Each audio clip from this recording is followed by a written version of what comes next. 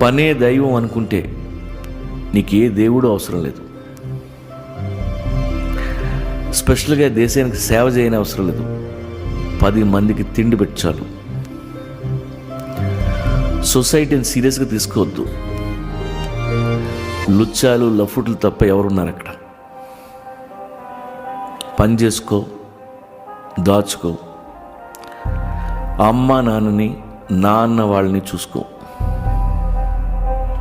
అలా ఆకాశంలోకి చూడు, పక్షులన్నీ మైగ్రేట్ అవుతున్నాయి. ఈ సమ్మర్లో నువ్వు మాత్రం ఇక్కడ ఏం పీక్తావు?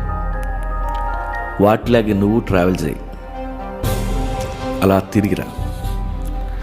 బోల్డ్ ఎంత ప్రపంచం ఉంది, ఎన్నో చూడొచ్చు, ఎందరినో కలవచ్చు.